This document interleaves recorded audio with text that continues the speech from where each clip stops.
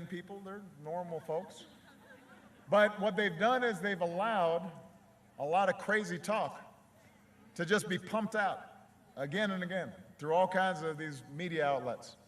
Conspiracy theories, I was born outside this country, and Hillary and I started ISIL, and we're going to impose martial law, and we're trying to take everybody's guns away, and crazier stuff than that.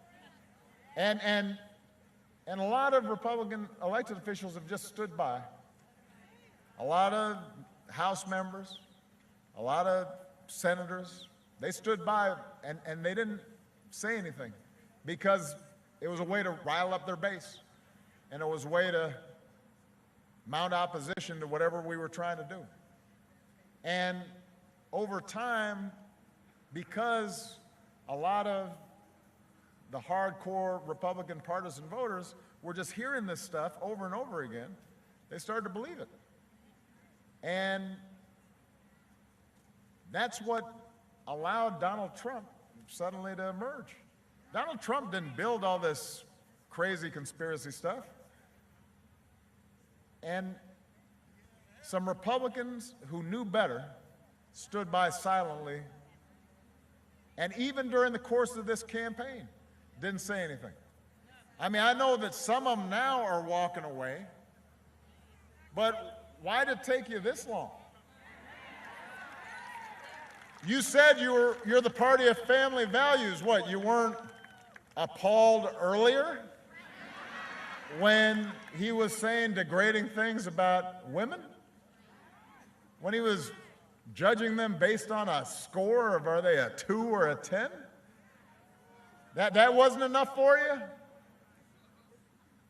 You're walking away from him now. It wasn't disturbing enough for you when he was saying Mexicans who come here are rapists? Or suggesting that people, patriotic Americans of the Islamic faith, somehow are suspect and should be treated differently? That wasn't enough? I'm glad that some of them now said, wow, this is really bad. I guess we need to walk away. But if you're doing it just for political expedience, just because you're looking at poll numbers and you say, oh, this might get me in trouble, that's not enough. If you say you're about family values, you got to be about family values all the way through. If you spent all these years extolling Reagan and how tough he was with the Russians, how is it that you suddenly stand silently when you nominate a guy who says a guy he admires is the former head of the KGB?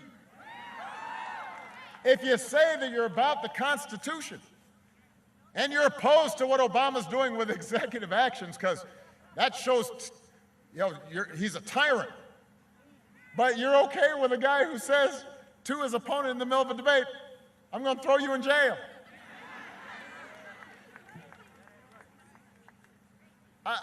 How does that work?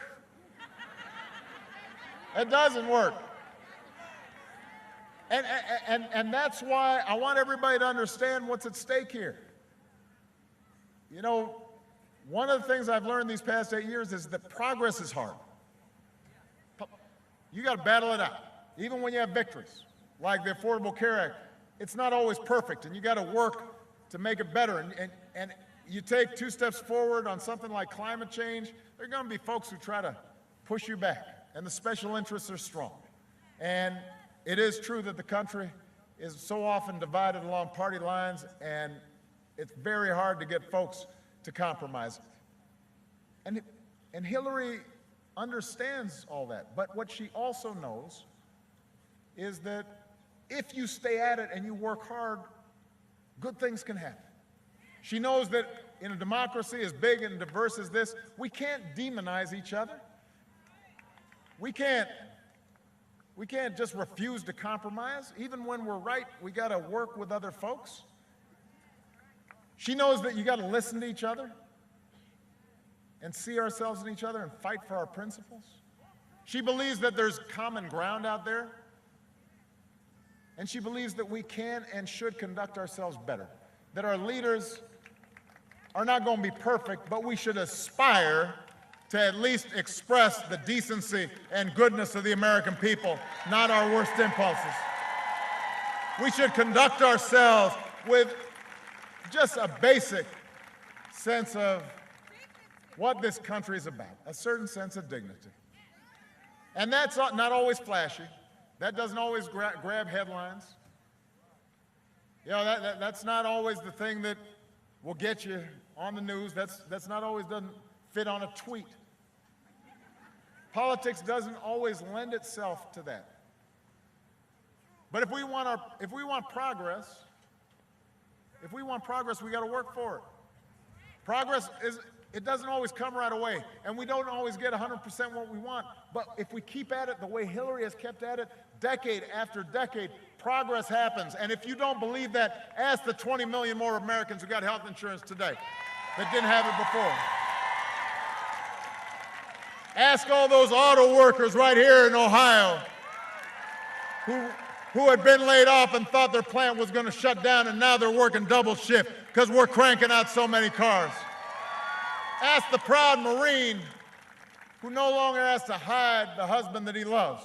Ask the young persons who are getting more help now to pay off their student loans. Change is possible, but it doesn't just depend on one person, it depends on all of us. And so young people especially out there, I want you to know you've been through a lot. You've grown up through war and recession and all kinds of incredible change, but I have seen in you the best in America. I see that you don't try to turn against each other. You're trying to look out for each other. I know you care about being open to the world, not turning away from it. I know that you believe in an inclusive society and an innovative society and a vibrant society, and you believe in democracy. And I see the same values in you that have always driven this country forward. Decency and honesty and hard work and civility. They are not old-fashioned values, they are timeless values. They're what binds this country together. And so even though sometimes politics can seem frustrating, even though sometimes our democracy can seem mean-spirited, you have a chance right now to reject that kind of politics. You have a chance to reject the politics of fear. You can lift again, back up, the politics of hope. Let's not go backwards. Let's go forward. You got a chance to elect a woman who spent her entire life trying to make this country better. Don't fall for the easy cynicism that says your vote doesn't matter. Don't fall for what Trump tries to do and just make everybody depressed. Don't believe it. I promise you, your vote counts. Your vote matters. There was a time when folks couldn't vote, when you had to guess the number of jelly beans in a jar to vote, the number of soap bubbles on a bar of soap to vote. Folks were beaten to vote. Folks risked everything to vote. And this election, whatever the issue you care about, it could not be easier for you to vote. If you care about inequality, you need to vote. If you felt the burn in the primaries, you need to vote. You can vote for somebody who only cares about themselves or somebody who's going to fight like heck for working people. Make sure we got a minimum wage raise. Make sure we got equal pay for equal work. You care about criminal justice reform and civil rights. You can vote for somebody who has fought against civil rights for most of their lives, or you can vote for somebody who went undercover to make sure that minority kids were getting an equal shot at a good education and has never stopped fighting since. You care about the environment and climate change. You can vote for somebody who thinks it's a Chinese hoax, or you can vote for somebody who thinks that there's something called science and that we should pay attention to it and will fight to protect our planet. You care about immigration reform and want us to continue to see this nation as one that is a nation of laws and a nation of immigrants.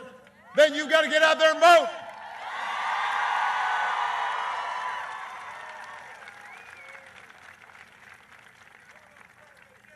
Donald Trump's closing argument is, what do you have to lose? The answer is everything. All the progress we've made right now is on the ballot. Civility is on the ballot. Tolerance is on the ballot. Courtesy is on the ballot. Honesty is on the ballot. Equality is on the ballot. Kindness is on the ballot. All the progress we made the last 8 years is on the ballot. Democracy itself is on the ballot right now. So if you want to send a message, make it loud. Turn back. Turn back the voices of cynicism. Turn back the voices of ignorance. Send a message of progress. Send a message of hope. Send a message by voting for Hillary Clinton. And show our kids and the rest of the world we remain the greatest country in the world. Thank you, everybody. God bless you. God bless the United States of America.